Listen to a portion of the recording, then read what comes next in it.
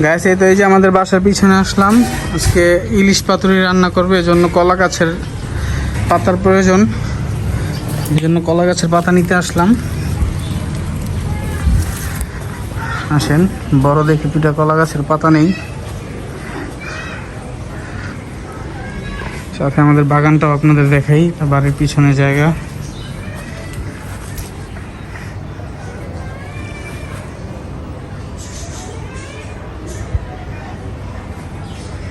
এই তো এই যে এখানে একটা লেবু গাছ আছে, এটা হচ্ছে নিম গাছ, আর ওইটা হচ্ছে আম গাছ।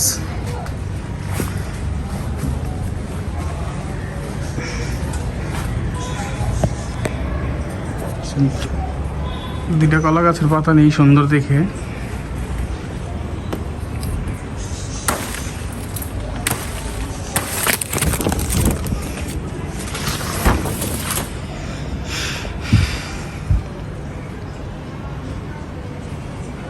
আর একটা স্মার্ট পাতা লাগবে,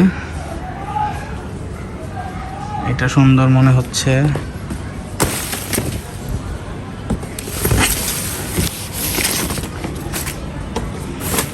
এই দুইটা পাতা নিলাম। আসেন বাসায় যাই, তারপরে পুরো প্রসেসটা আপনাদের দেখাবো।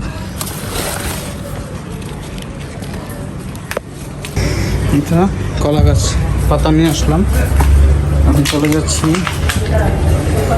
আর খানা খাইতে পয়সা কান্নাকাটি করতেছে, আর এই তো এখানে টিভি দেখতেছে।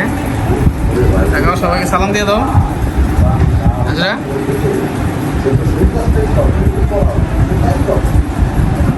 তো গাইস ইলিশ মাছটাকে আমরা ডিপ থেকে ফ্রিজ থেকে বের করে নিলাম। মাছের সাইজটা জাস্ট দেখেন, এটা প্রায় 1 কেজি প্লাস।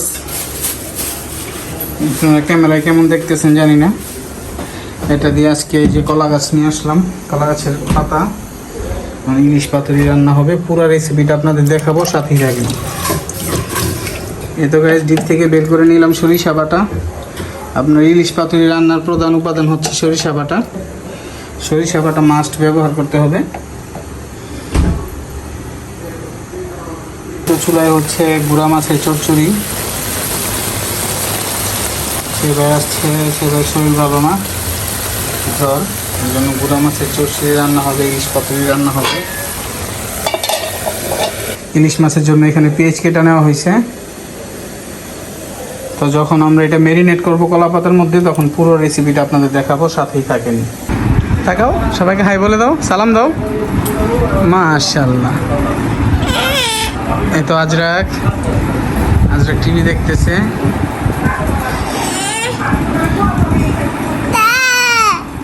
সবাইকে হাই বলে দাও, সালাম দিয়ে দাও, একটা কিস দিয়ে দিয়েছো, আর একটা দাও। এই তো সবাইকে সালাম দিয়েছে আজরাক।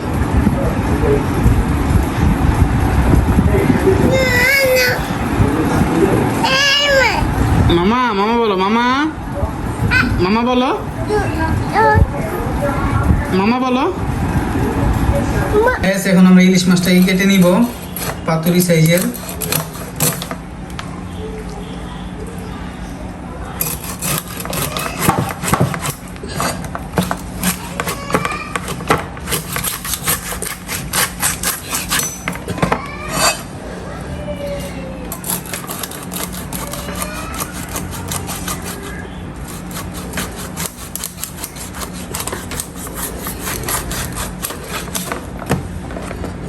এই তো গাইজ এই সাইজ করে আমরা ইলিশ পাতুরির ইলিশটাকে কেটে নিতেছি। এখন পুরো ইলিশটা কাটো। তো গাইজ এই জন্য মাছগুলা কাইটা পানির মধ্যে নিয়ে নেওয়া হইতেছে। মাছটা ডিপে ছিল, মাছটা একটু নরম হওয়ার জন্য পানির মধ্যে ভিজিয়ে নেওয়া হইতেছে।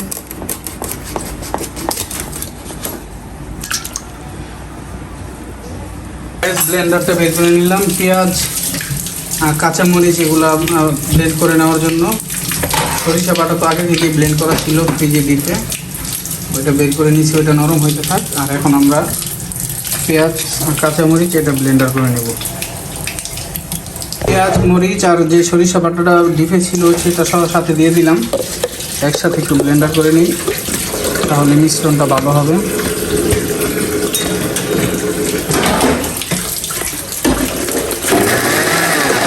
এই তো গাইস আমাদের মাছটা ধোয়া কমপ্লিট।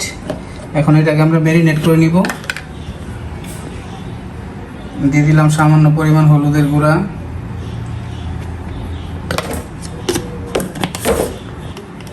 দিয়ে দিলাম পরিমাণ মতো মরিচের গুঁড়া। আপনারা জাল অনুযায়ী দিবেন, পাতুরি যদি একটু জাল কমই দেয় মরিচের গুঁড়ো অল্পই ব্যবহার করে। দিয়ে দিবেন স্বাদ মতো লবণ, দিয়ে দিবেন সরিষার তেল খাঁটি,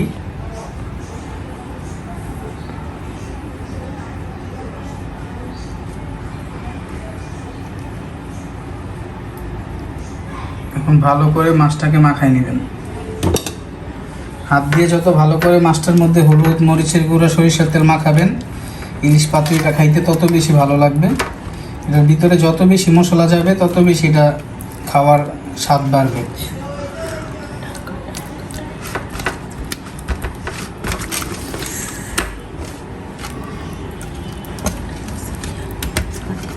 তো গাইস আমাদের প্রায় ম্যারিনেট মাখানো শেষ, ম্যারিনেট করা। এখন আমরা কিছুক্ষণের জন্য এটা রেখে দিব রেস্টে।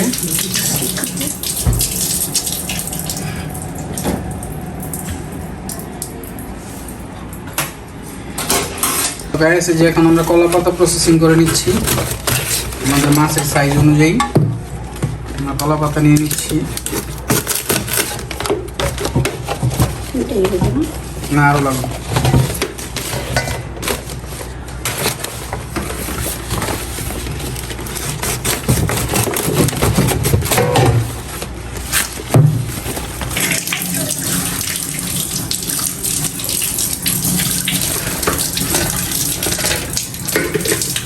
গ্যাস মাছটা মেন হচ্ছে যখন এটাকে আমরা কলা পাতার মধ্যে দিব তখন এটার মধ্যে এই যে সরিষা বাটা, পেঁয়াজ বাটা, কাঁচামরিচ বাটা এটা আমরা অ্যাড করে নেব। এই যে কলা পাতাগুলো আমরা দিয়ে দিতেছি ভালো করে।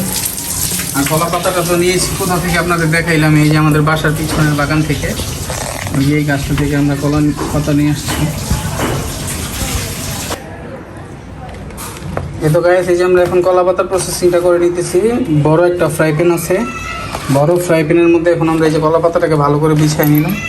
বেশি মোটা হয়ে গেল তো, উপরটা সরাই লো। এনাফ।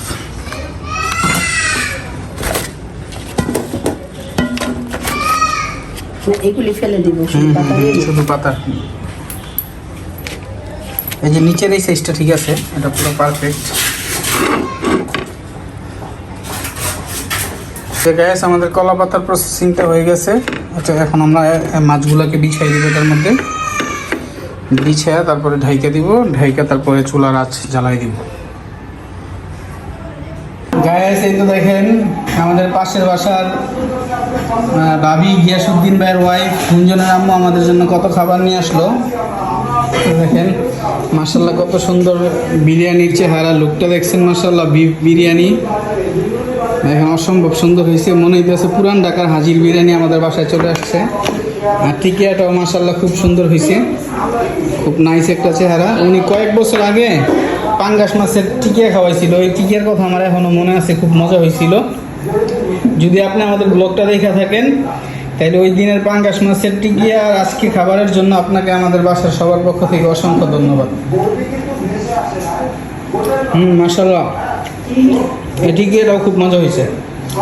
আবার চলে আসলাম আমরা পাকের ঘরে, ম্যারিনেট হয়ে গেছে। এখন আমরা যেই সরিষা বাটা পেঁয়াজ বাটার মিশ্রণটা আছে এই মিশ্রণটা দিয়ে আমরা এখন আবার একটু ম্যারিনেট করব। দিয়ে আসরের আজান হচ্ছে আর আমাদের ইলিশ পাতুরির ম্যারিনেট চলছে। হাত দিয়ে মেখে দাও ভালো করে।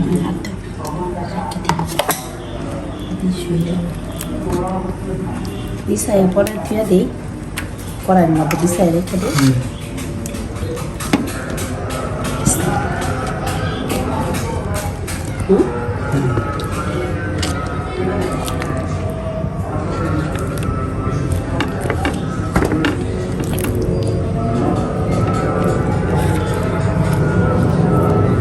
ইলিশ মাছের সাইজগুলো দেখেন, জাস্ট এমনি দেখে কাঁচা খাইতে ইচ্ছা করতেছে। মাশাআল্লাহ কি লোভনীয় লাগতেছে।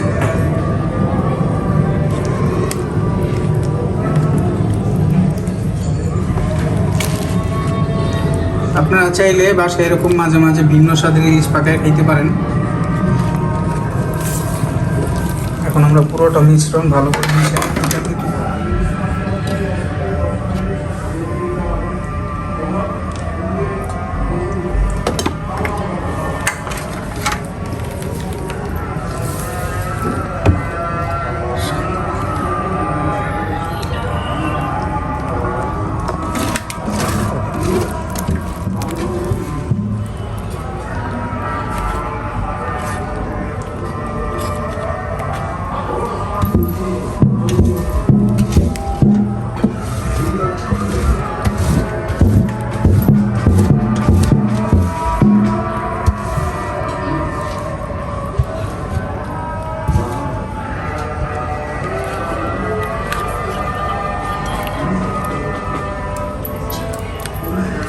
তো গাইস দেখুন, এই তো আমাদের ইলিশ পাতুরির প্রসেসটা সম্পূর্ণ রেডি। কলা পাতার মধ্যে ফ্রাই প্যানে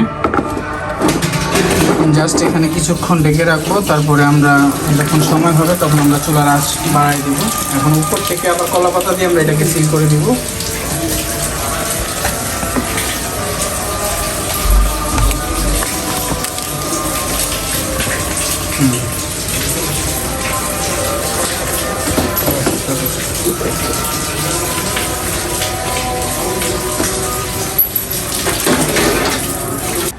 এই তো গাইস, আমরা আসর নামাজ পড়ে আসলাম।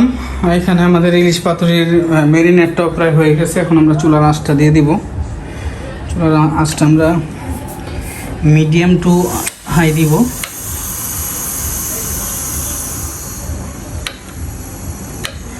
এভাবে আমরা প্রায় 20 মিনিট রান্না করব। তারপরে ঢাকনা খুলে আপনাদেরকে দেখাবো কি অবস্থা ইলিশ পাতুরির। আর এদিকে তো বিকেলের ওয়েদারটা মাশাআল্লাহ খুব সুন্দর। আসর নামাজ পড়ে আসলাম, খুব ভালো লাগতেছে। ইলিশ পাতুরিটা হতে থাক। এটা দেখেন, এই যে আমাদের বাসায় সবাই জোলাবাতি খেলতেছে। আয়শা চাপো। এই আবুজর, সানাফ, রামিম, মুসাফ, হচ্ছে সানাফ, সাফিন। আয়শাকে দেখানো যাবে না, আয়শা পর্দায় আছে। তো দেখেন জোলাবাতি খেলতেছে, মাশাআল্লাহ ভাত হয়ে গেছে। হ্যাঁ, আয়শা রান্না করতেছে। আইটেম কি কি দেখি? এখানে 2টা ডিম আছে, পেঁয়াজ আছে, টমেটো আছে, গাজর আছে, সয়া সস আছে। কি রান্না হবে? খালি পানি, ভাতের মধ্যে পানি দিতে আছে। এত পানি দিও না। তোমরা রান্নি জোলাবাতি খেলবা, ভালো করে খেলতা। এগারোটা ভাত কে খাইবো? সবাই একজনের শেষ করে নেব। ওই যে দেখেন আমাদের মিনিটা কোথায় বসে আছে। মুরগি বন্ধ করে না, মুরগি ওইসে নামাই ফেলে। দেখেন ছাদে আবার মুরগিও আছে, দেশি মুরগিগুলো পালা হয়। আরেকটা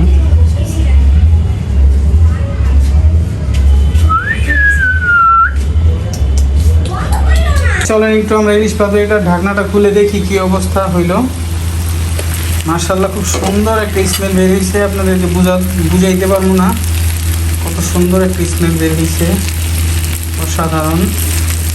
ভাতে পানি চলে আসছে, মাশাআল্লাহ অসাধারণ। কিন্তু বুঝতে যাচ্ছে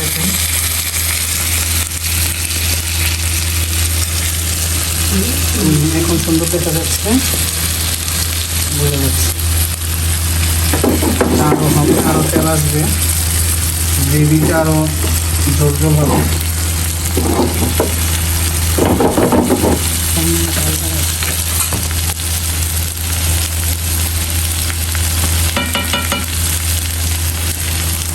আমরা একটু চেখে দেখি কি অবস্থা।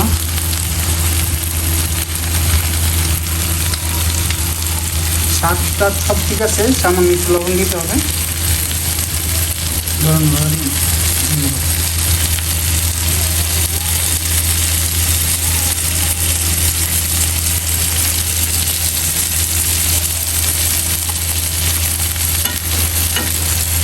আমরা আবার কিছুক্ষণের জন্য ঢেকে দিব, এটা আস্তে আস্তে হতে থাক।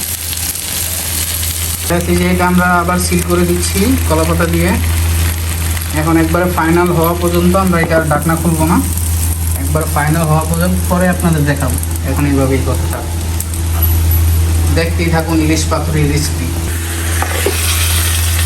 গ্যাস চলে আসলাম আমরা ফাইনাল লুক দেখার জন্য ইলিশ পাতুরির।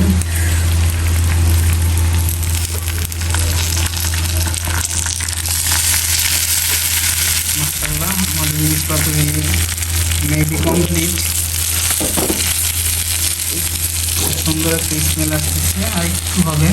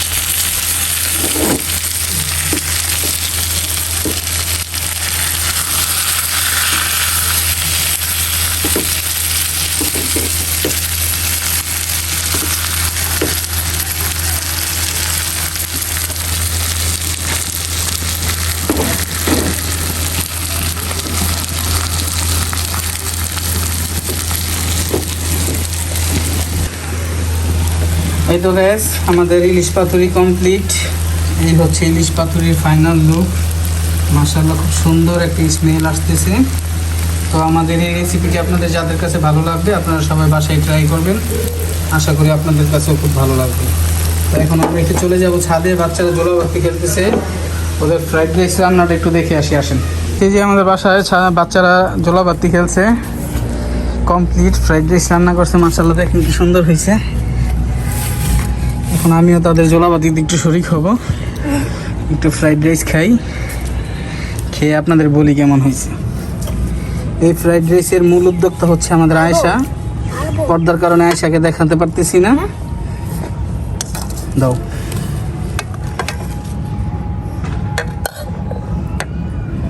আমি একটু খাই, খেয়ে বল। অল্প দাও, অল্প সামান্য, বাস, শুক্রিয়া।